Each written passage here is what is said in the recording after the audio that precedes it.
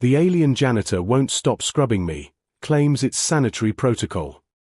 Protocol breach. Marcus Chen had worked aboard the Stellar Horizon for 3 years, but the recent integration of Aquilian crew members still felt surreal. Their species had only made first contact 18 months ago, and now here they were, working alongside humans in deep space. He was bent over his microscope in Lab 7 when the door hissed open behind him. Decontamination inspection, announced a melodious voice that seemed to harmonize with itself. Marcus turned to find an Aquilian standing in the doorway, holding what looked like an ornate crystalline scanner. Even after weeks of seeing them in the corridors, their appearance still made him catch his breath. Virenai Solus, according to her uniform tag, stood roughly his height, her form humanoid but covered in scales that shifted from deep blue to silver depending on the light. Her eyes were larger than a human's, with vertical pupils that dilated as she studied him. "I wasn't notified about any inspection," Marcus said, setting down his samples. "New protocols," Virenai replied, stepping closer. Her movements were fluid, almost like she was moving through water rather than air. "The integration committee requires thorough biological compatibility assessments. Please remain still." She began circling him with her scanner, which emitted a soft humming sound. Marcus tried to focus on his breathing as she moved closer than seemed necessary, the device tracing patterns mere inches from his body. A subtle scent surrounded her, something like rain on copper, oddly pleasant. "Your cellular resonance is unusual," she murmured, leaning in to examine the scanner's readings.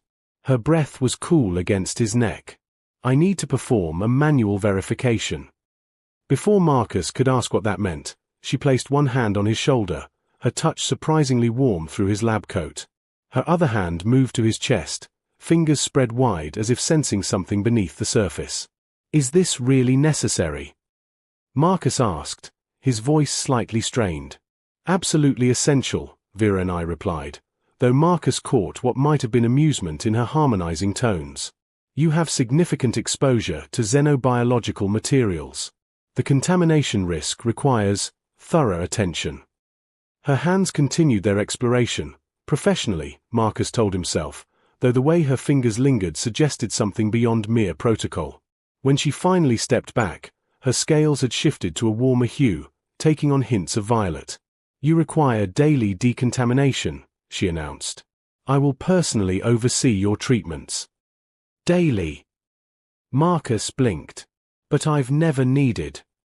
"New protocols," Virenai interrupted, already moving toward the door. "Same time tomorrow, Dr. Chen. Please be prepared for a more comprehensive session." She left Marcus standing there, skin still tingling where she'd touched him, wondering what exactly he'd just agreed to. Recurring treatments. The next day arrived too quickly. Marcus found himself checking the chronometer every few minutes, equally dreading and anticipating Virenai's return. At precisely 1,400 hours, she entered the lab without knocking, carrying an elaborate case of Aquilian instruments. "Dr. Chen," she greeted, her scales already shifting to that violet-tinged hue he'd noticed yesterday. "Please remove your outer garments. Today's decontamination requires direct dermal access." Marcus nearly dropped his petri dish. "Excuse me." "Your lab coat and shirt," Virenai clarified, setting up her equipment with practiced efficiency. "The xenobiological particles you work with can embed in fabric fibers. I must examine your skin directly. This seems highly irregular. Would you prefer I file a contamination report with Captain Reeves?" Her tone remained professional, but her eyes held something playful. "It would require quarantine protocols, full crew notification." With a resigned sigh, Marcus shrugged off his lab coat and unbuttoned his shirt. He tried not to notice how Virenai's pupils dilated as he did so, or how she moved closer immediately, her scanner forgotten on the table. "Fascinating," she murmured, her fingertips ghosting across his shoulder.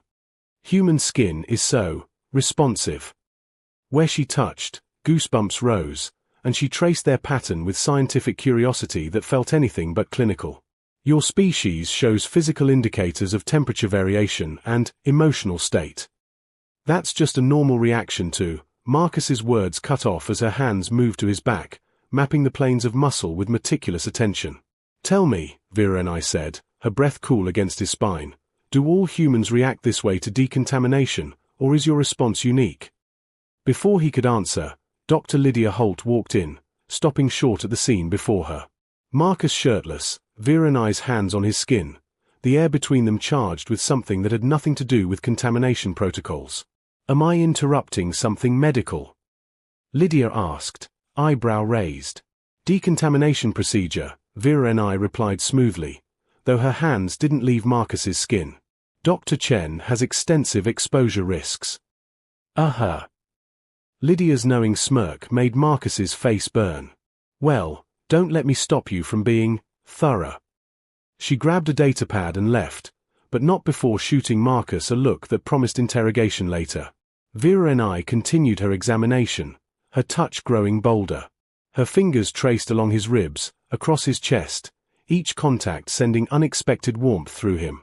When she finally stepped back, both of them were breathing differently. Tomorrow, she said, her harmonizing voice slightly breathless, we'll need to examine compatibility at a cellular level. It may require even more extensive contact. As she gathered her equipment, her movements were less fluid than usual, almost flustered. Just before leaving, she paused at the door. Your biological readings are unlike any human I've studied, she said softly. I find myself quite invested in understanding why. Cultural lessons. Marcus couldn't concentrate on his research. After a week of daily decontamination sessions that grew progressively more intimate, he needed answers. He found Vera and I in the observation deck during the night shift, gazing at the stars. The corridor lights were dimmed, casting her scales in moonlight silver. We need to talk, he said, joining her at the viewport. About the decontamination protocols, she asked, not meeting his eyes. About what's really happening between us. Marcus turned to face her. I checked the integration protocols. There's no mandatory daily decontamination requirement. Vera and I's scales shifted through a spectrum of colors. Embarrassment, he was learning to read. You discovered my deception. Why? He asked gently. She was quiet for a long moment, her reflection in the viewport overlapping with the stars. Among my people, touch is significant. We communicate through bioelectric fields, sensing emotions and intentions through contact. When I first scanned you, I felt something I'd never experienced before. She turned to him, her large eyes vulnerable.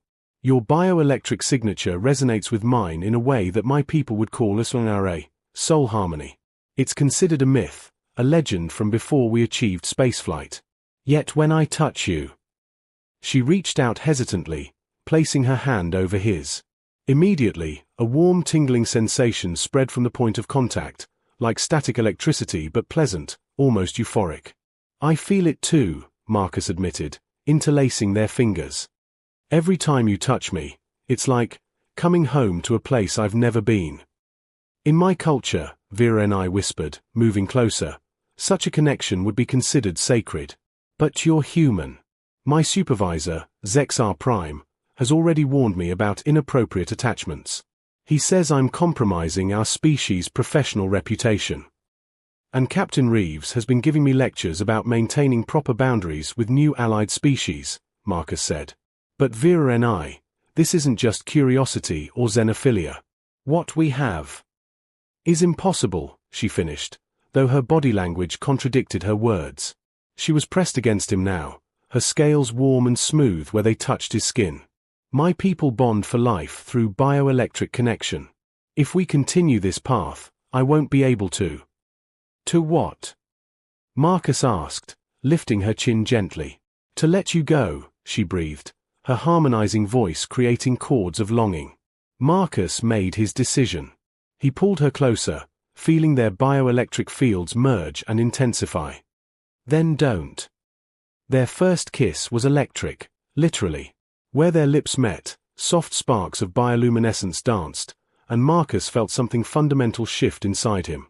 Through the connection, he could sense Vera and I's emotions, wonder, desire, and underneath it all, a deep recognition, as if every cell in their bodies was saying yes, this one. When they finally parted, both were glowing, Marcus with a faint aura of light beneath his skin he hadn't known humans were capable of, and Virenai's scales shimmering like captured starlight. "Your decontamination sessions," Marcus said, voice husky. "I think they need to become even more thorough." Virenai laughed, a sound like wind chimes. "For the safety of the crew, of course." "Of course," Marcus agreed, pulling her back into his arms as the stars witnessed the beginning of something unprecedented between their species. Crossing boundaries, the contamination alarm shrieked through the stellar horizon at 0300 hours. Marcus jolted awake in his quarters to find emergency lights bathing everything in red. Captain Reeves' voice echoed through the comm system, "All personnel, remain in current locations. We've detected an unknown pathogen in sections 7 through 12. Initiating lockdown protocols." Marcus's door sealed with a definitive hiss. He reached for his communicator just as it chimed. Virenai's face appeared on the screen, her scales flickering with anxiety. "Marcus, I'm trapped in Decontamination Bay 3, she said. "The pathogen, it's reacting to our equipment. I need someone with xenobiology expertise." "I'm locked in my quarters," he replied, already pulling on his clothes. "There's a maintenance shaft between your room and the Deccan Bay," she said quickly. "It's not on the lockdown grid. But Marcus, if you come here, we'll be sealed in together until the all clear. That could be days." Their eyes met through the screen, both understanding what that meant. Days alone, no interruptions, no pretense of professional distance. "I'm on my way," Marcus said. The maintenance shaft was cramped and dark, but Marcus navigated it with desperate purpose. When he finally emerged in the decontamination bay, Virenai was there, her scales radiating relief and something else, anticipation. "The pathogen?" he asked. "Contained," she admitted, gesturing to a sealed unit. "It was never dangerous to humans or Aquilians.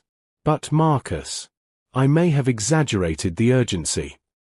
Before he could respond, she was in his arms, their bioelectric connection flaring to life. "I needed you here," she whispered against his neck. "Zexar Prime has requested my transfer. He says my attachment to you is becoming visible." "When?" Marcus pulled back to look at her. 3 days. Unless. She hesitated, then pulled him toward a section of the bay he'd never seen before, a circular chamber filled with what looked like bioluminescent water. "This is an Aquilian bonding pool. If we complete the Eswanare ritual, no force in my government could separate us. But Marcus, it's permanent. Our bioelectric patterns would be forever intertwined." Marcus studied her face, seeing the fear and hope warring in her expression. "Show me." Virenai's hands trembled as she began removing her uniform. "We enter together," she explained, her voice soft. "The liquid enhances bioelectric conductivity. When we touch within it, our neural patterns will begin to synchronize. It's intensely intimate." Marcus didn't hesitate, shedding his clothes and following her into the pool. The liquid was warm, tingling against his skin like champagne bubbles. When Virenai took his hands, the sensation magnified tenfold. "Are you certain?" she asked one final time.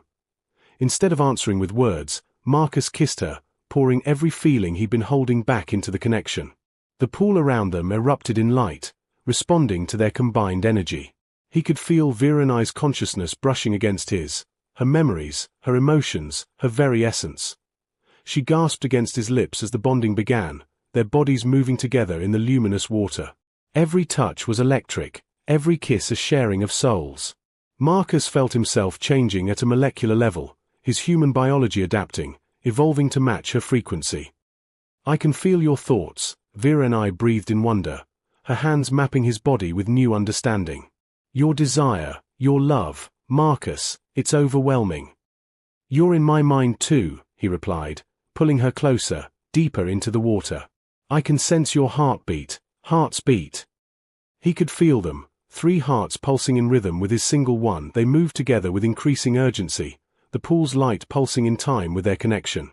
When the ritual reached its crescendo, Marcus felt something fundamental click into place, a completeness he hadn't known he was missing. They emerged from the pool hours later, forever changed. Marcus's skin now held a faint iridescent quality, barely visible but unmistakably there. Vera Ni's scales had taken on new patterns, configurations that somehow reminded him of human DNA helixes. "We're bonded," she said, wonder in her voice. "I can feel you even without touching now." As if to prove it, Marcus stepped several feet away, yet the connection remained, a warm presence in the back of his mind. "So what happens when the lockdown ends?" "We face them together," Vera Ni said firmly. "Captain Reeves, Zexar Prime, anyone who objects. They cannot unmake what we've become." New protocols. The decontamination bay doors unsealed 42 hours later to reveal Captain Reeves, Dr. Holt, and Zexar Prime waiting outside. The Aquilian supervisor's scales were dark with disapproval, while Reeves looked resigned. "Dr. Chen, Specialist Solace," the captain began, then stopped, noticing the subtle changes in them both. "What did you do?" "We followed contamination protocols," Marcus said, taking Vera Ni's hand.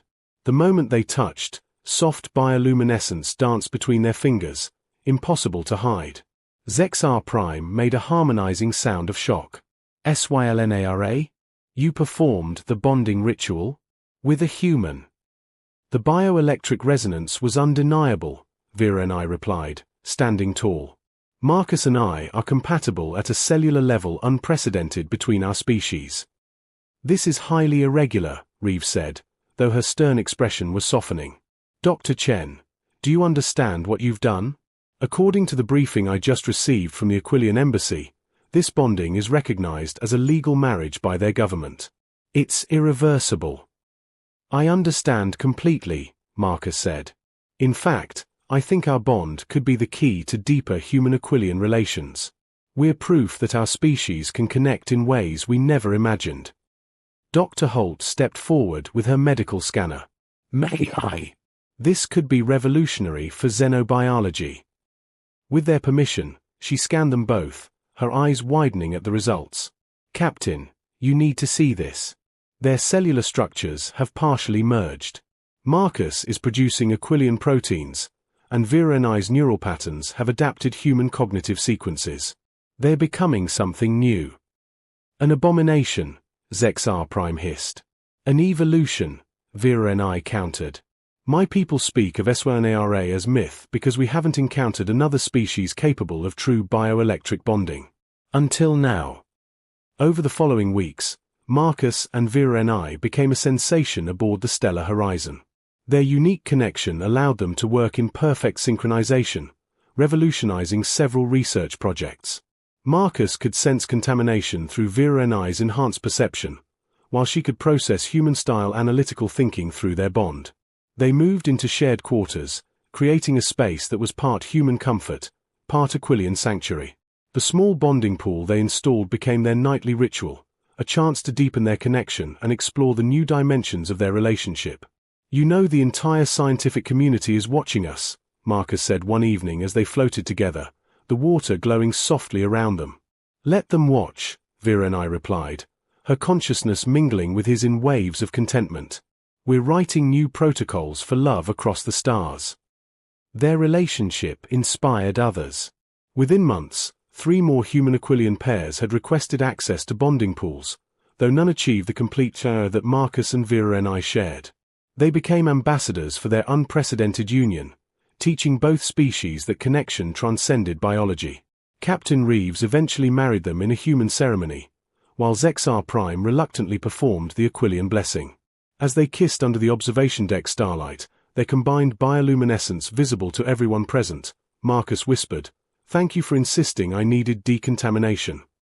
Vera Ni laughed, the sound harmonizing with his heartbeat.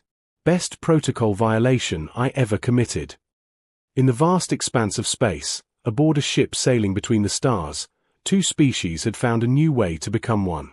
Their love became legend, the engineer and the decontamination specialist who proved that in the infinite universe, there were no boundaries that connection couldn't cross, no protocols that love couldn't rewrite. As they held each other, glowing softly in the darkness, the stars themselves seemed to pulse in approval, witnessing the birth of something beautiful and entirely new. The end.